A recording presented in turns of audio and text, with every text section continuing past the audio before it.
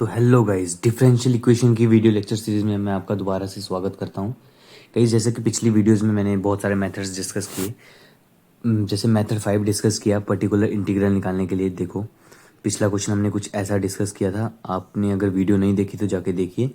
और उसमें मैंने कुछ मेथड सब मेथड्स का एक बार रेलिवेंसी बताई थी कि क्यों मेथड 1 अप्लाई नहीं हो रहा है यहाँ पे, क्यों मेथड 2 अप्लाई नहीं हो रहा है, क्यों मेथड 3 अप्लाई नहीं हो पा रहा है, क्यों मेथड 4 नहीं लग रहा है। That's why we are applying the method 5। Method 5 क्या था मैंने वो आपको बताया था। तो गाइज इस क्वेश्चन में हम डायरेक्ट इम्प्लीमेंटेशन करेंगे। हमें बेसिकली पता क्या है गाइज, हमें सबसे पहले मैं कॉम्प्लीमेंट्री फंक्शन निकाल रहा हूँ। कॉम्प्लीमेंट्री फंक्शन क्या होता है, कैसे निकालते हैं, डी स्क्वायर प्लस 1 को 0 पुट कर दो लेफ्ट हैंड साइड को। तो मतलब ये क्या हो जाएगा, D plus iota into D minus iota, ये 0 के वैल्यू बराबर हो जाएगा। तो डी को मैं यहाँ से प्लस माइनस आयोटा लिख सकता हूँ। मतलब कि जो मेरे पास यहाँ पे रूट्स आए हैं, यहाँ पे जो रूट्स हैं वो कौन से हैं, इमेजिनरी हैं। इमेजिनरी के साथ साथ यहाँ पे जो है it is distinct, imaginary as well as distinct root. तो जो कॉम्प्लीमेंट्री फंक्शन होता है वहाँ पे क्या होता है, E to the power alpha X into C one cos of beta X plus C two sine of beta X, ये होता है। अब देखो, जो गाइज अल्फा है ना, अल्फा क्या है, यहाँ से देखो इसे मैं alpha plus minus iota beta की फॉर्म में लिख सकता हूँ। और यहाँ पे देखो अल्फा की वैल्यू क्या है, 0, एंड बीटा की वैल्यू यहाँ पे क्या है, बीटा की वैल्यू यहाँ पे है 1। ठीक है, तो यहाँ पे पुट कर दो सी एफ के लिए। तो सी एफ क्या हो जाएगा, ये E to the power 0 into X C one cos of X plus C two sine of X, क्योंकि बीटा 1 है। तो मतलब कॉम्प्लीमेंट्री फंक्शन मेरे पास आ गया C one of cos of X plus C two of sine of X. तो अगर गाइज कॉम्प्लीमेंट्री फंक्शन आ गया मेरे पास, तो मैं पी आई निकाल सकता हूँ। पी आई क्या होता है, P I will be, P I is equals to x square sine of 2x divided by D square plus 1, ये हो जाएगा मेरे पास पी आई। पी आई की वैल्यू गाइज आ गई है x square sine of 2x divided by 2x square 1। अब guys method 5 हमें क्या बोलता था कि भैया जी अगर कोई चीज़ 1 by F of D into x into V की फॉर्म में है, जहाँ जी वी है is a function of x. ठीक है, तो इसे मैं क्या लिखता हूँ, x is into 1 by F of D into V plus differentiation of 1 by F of D into V. ये होता था एक फर्स्ट मेथड, ये है एक, इस मेथड से भी हम सॉल्व करते थे। सेकंड क्या था गाइस, सेकंड क्या था, इसे हम कन्वर्ट करते थे, here will convert it into the form of ये, कि जो 1 by F of D into X of V होगा, ये होगा हमारे पास residuary power, real power of 1 by F of D into x into V, जहाँ पे जो वी होता था is a function, is in the form, इस फंक्शन फॉर्म में रहता था गाइस, साइन ऑफ नहीं, तो यहाँ पे आएगा कॉस ऑफ ए एक्स की फॉर्म में। और यहाँ पे हम इमेजिनरी पावर लेते थे of 1 by F of D into x into V, where V is a function of किसका रहता था, साइन ऑफ ए एक्स, वहाँ साइन ऑफ ए एक्स का फंक्शन रहता था। तो गाइज दो मेथड हो गए, तो हम ज़्यादातर सेकंड मेथड प्रेफर करते हैं। तो गाइज सेकंड वाला मेथड लगाते हैं। तो सेकंड वाले के मेथड में गाइज देखो, तो सबसे पहले मैं क्या करूँगा, पी आई जो मेरे पास हो जाएगा वो हो जाएगा, क्योंकि साइन है और साइन किस किस वैल्यू में आता है, sine is in the imaginary part, imaginary part में आता है। तो हम क्या लेंगे, imaginary part, imaginary real power ना, इमेजिनरी पार्ट ऑफ ये किसका हो जाएगा, x square sine of 2x divided by D square plus 1। Guys अभी समझ में शायद ना आए आपको, मैं आपको बताता हूँ। देखो यहाँ से मैं लिख सकता हूँ कि E to the power iota theta क्या होता है, cos theta plus iota sine of theta. ठीक है, और आयोटा थीटा है। ठीक है, अगर मैं थीटा की जगह, लेटस से थीटा की जगह मैं 2 थीटा कर देता हूँ, अगर मैं थीटा की जगह 2 थीटा पुट कर देता हूँ, तो ये जो इक्वेशन ऊपर वाली है ये क्या बन जाएगी, E to the power 2 iota theta is equals to cos of 2 theta plus iota of sine of 2 theta. और मुझे देखो ये साइन ऑफ 2 थीटा यहाँ पे मिल रहा है, और ये कौन से पार्ट में आ रहा है, this is the imaginary part. ये कौन सा पार्ट है, this is the imaginary part, तो हम उसे इमेजिनरी पार्ट में इंक्लूड करेंगे, है ना। तो अब देखो पी आई क्या हो जाएगा guys, P I will be, P I is equal to imaginary part of X square by D square plus 1। इसे मैं लिख सकता हूँ E to the power 2 of iota of X, वहाँ पे थीटा है क्योंकि थीटा की फॉर्म में लिया है, यहाँ पे एक्स है तो मैं एक्स की फॉर्म में ले रहा हूँ, तो इसे लिख सकता हूँ। हाँ भैया जी लिख सकते हो। अब मैंने क्या बोला था कि पर्टिकुलर इंटीग्रल निकालने के लिए imaginary part of e to the power 2 of iota x को यहीं साइड में रख दे, डिवाइडेड बाय 1 बाय डी में ऐड करना है एक्स का कोफिशिएंट, और एक्स का कोफिशिएंट यहाँ पे क्या है 2 आयोटा, तो 2 आयोटा का होल स्क्वायर। और ये पता है ना कि कौन सी फॉर्म, यहाँ पे मेथड 5 अप्लाई, मतलब फॉर्म 5 अप्लाई हो रही है, फॉर्म 5 में मैंने क्या बोला था कि अगर कोई चीज़ 1/f(d) into E to the power A X into V की फॉर्म में है, तो उसे मैं क्या करता हूँ, E to the power A X को साइड में लिखता हूँ into 1/f(d plus A into V, where V is a function of X. Guys ये मत सोचना कि मैं हवा में चीज़ तीर मार रहा हूँ, कि मैं हवा में कोई तीर नहीं मार रहा, मैंने पिछली वीडियोज़ में सब कुछ डिस्कस किया हुआ है, तभी मैं डायरेक्ट मैं ये उम्मीद कर रहा हूँ कि आप पिछली वीडियोज़ देख के आ रहे हो। ठीक है, अब डायरेक्टली इस वीडियो पे पहुँच रहे हो तो फिर ये सही तरीका नहीं है। बेशक आपने कहीं भी पढ़ा हो, पर रेलिवेंसी तभी बनी रहती है अगर पिछली वीडियोज़ आप देख के आओ, नहीं तो आपको पता नहीं लगेगा D+2 आयोटा क्यों यहीं ऐड किया है ना। तो उसके लिए पिछली वीडियोज़ देखो। इसके बाद गाइज हम क्या करेंगे, इसके बाद +1 तो पहले से है और यहाँ पे एक्स स्क्वायर है ना। अब देखो पर्टिकुलर इंटीग्रल क्या हो जाएगा, imaginary part of e to the power 2 iota x into 1/d² plus 4 iota square plus 2 × 4 d iota, इसे मैंने ओपन कर लिया इस ब्रैकेट को, +1, ठीक है, इंटू एक्स स्क्वायर। और ये पी आई यहाँ से हो जाएगा imaginary part of e to the power 2 iota x into 1/d² -4, क्योंकि आई स्क्वायर की वैल्यू क्या होती है -1, तो +4 है तो आई स्क्वायर -1 तो -4, +1 है plus 4d iota into x square. तो जो पर्टिकुलर इंटीग्रल हो जाएगा वो हो जाएगा imaginary part of e to the power 2 iota x into 1/d² plus 4d iota -3 into x square. अब देखो गाइस, अब यहाँ पे मैंने देखो e to the power iota x का तो कोई लेना देना नहीं है, अब मेरे पास चीज़ ये बची है ना, इसका काम है।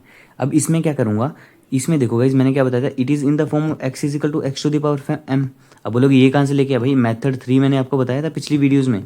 मेथड 3 में हम क्या करते थे, बाइनोमियल एक्सपेंशन करते थे, कुछ करते थे बाइनोमियल एक्सपेंशन करते थे। अगर इस फॉर्म में इक्वेशन रहती थी, बाइनोमियल एक्सपेंशन में जो लोएस्ट डिग्री टर्म है, लोएस्ट डिग्री टर्म, उसे मैं क्या करता था, ब्रैकेट के आउटसाइड लेता था, ब्रैकेट के आउटसाइड ले लूँगा, ठीक है। तो ये क्या बन जाएगा, ये बन जाएगा हमारे पास यहाँ से particular integral is equals to P I of e to the power iota x, यहाँ पे मैंने क्या ले लिया कॉमन, -3। तो यहाँ पे क्या बच जाएगा, यहाँ पे बचेगा -(d²/3 -4d आयोटा/3 +1। क्योंकि मुझे ये क्यों लेना पड़ता है गाइस, मैंने पिछली वीडियो में ये भी बताया था कि भाई मुझे 1 + x to the power n या फिर 1 - x to the power n इस फॉर्म में इस इक्वेशन को लेके आना है।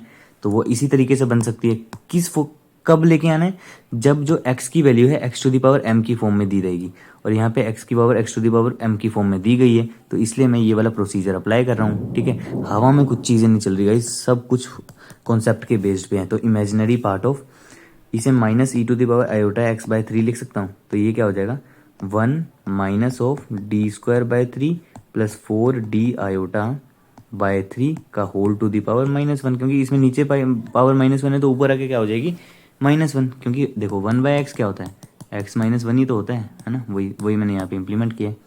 तो यहाँ से इमेजिनरी पार्ट ऑफ -(e⁻⁴x/3), देखो 1 - x का होल टू द पावर -1 क्या होता है, और यहाँ पे एक चीज़ मैं दोबारा भूल गया कि भाई यहाँ पे x² भी तो है, तो यहाँ पे x² भी आएगा, तो ये क्या हो जाएगा 1 + d²/3 plus 4d आयोटा/3।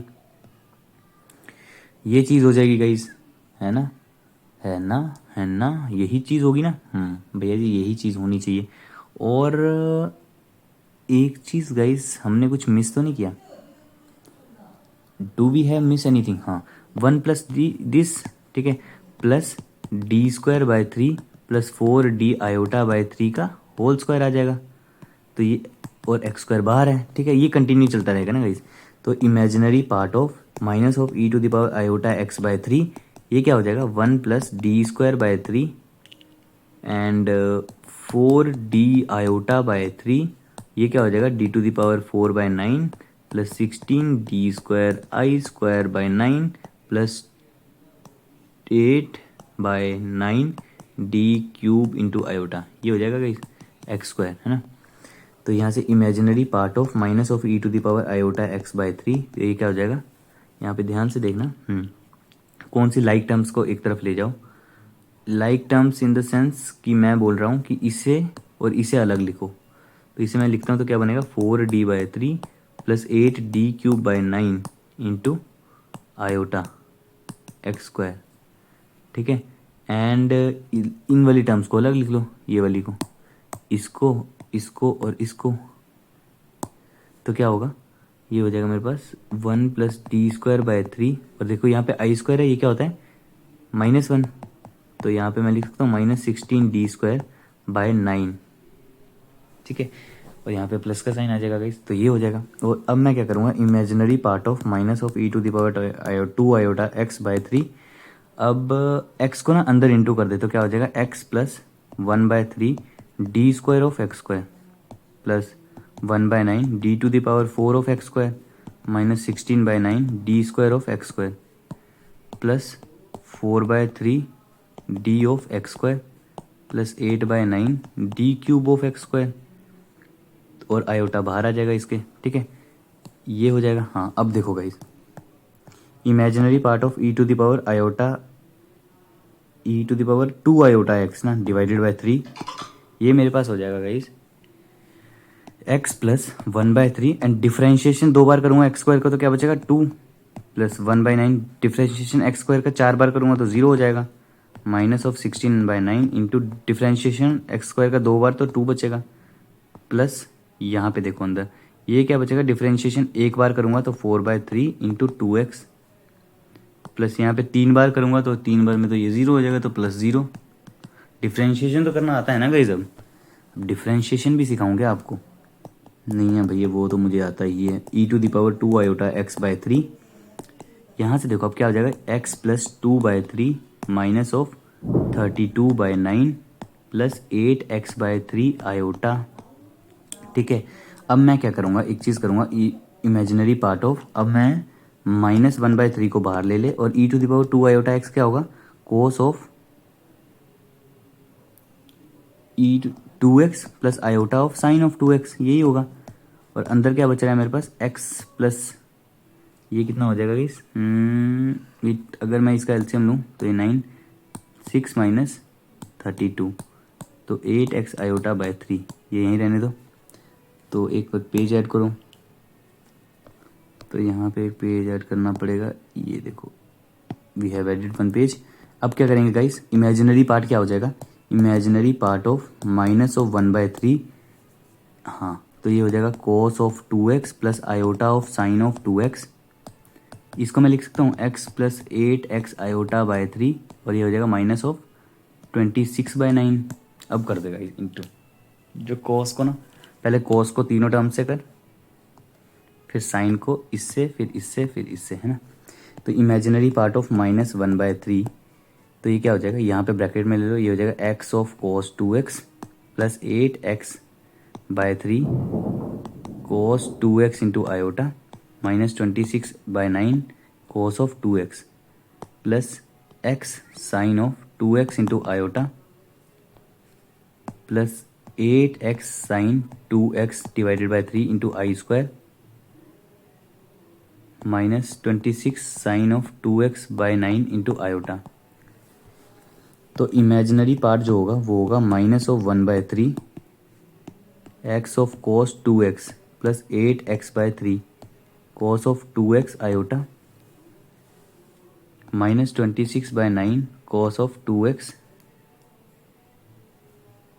Plus x sine 2x into iota minus of 8x sign 2x/3, क्यों किया, i² की वैल्यू -1 होती है, -26 साइन 2x/9 इंटू आयोटा। अब आयोटा की एक तरफ टर्म ले ले तो imaginary part is equal to -1/3 x cos 2x एक तरफ आ गया, ये वाला ले लिया मैंने, फिर मैं ये वाला भी ले लूँगा तो -26/9 cos ऑफ 2x एंड ये वाला ना तो -8x साइन 2x/3, एक तो ये हो जाएगा plus iota times 8x cos 2x/3, ये वाला ले लिया, प्लस x साइन 2x ये वाला ले लिया, -26 sine of 2x/9 into iota, है ना। और ये किस फॉर्म में हो गया, this is in the form of, ये हो गया a plus iota into b, this is the imaginary part and this is the real part. तो मुझे कौन सा लेना है, इमेजिनरी पार्ट लेना है। तो इमेजिनरी पार्ट जो आएगा, इमेजिनरी पार्ट आएगा जो, वो आएगा -1/3। यहाँ से फिर हमारे पास जो वैल्यू बचेगी इमेजिनरी पार्ट की वैल्यू विल बी, यहाँ से हो जाएगा -1/3 into 8x cos of 2x/3 plus x of sin of 2x and -26 sin of 2x/9। This is the required imaginary part. और यहाँ पे ये हो जाएगा हमारे पास पी आई की वैल्यू मेरे पास हो जाएगी -1/3, इसे लिख देंगे 8x cos of 2x divided by 3 plus x of sin of 2x minus 26 sin of 2x/9। So this is the required particular integral, hence we can find the P I मैंने find out कर दिया, तो C F complete solution निकल जाएगा। Complete solution होगा C F plus P I, और complete solution is equal to C F हमारा शुरू में आ गया है।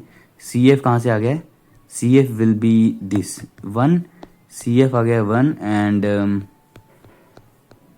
सी एफ आ गया 1 और इसे मान ले 2, तो 1 + 2 is our required solution, hence क्वाइटिडेटम डेमोन्स्ट्रेटम।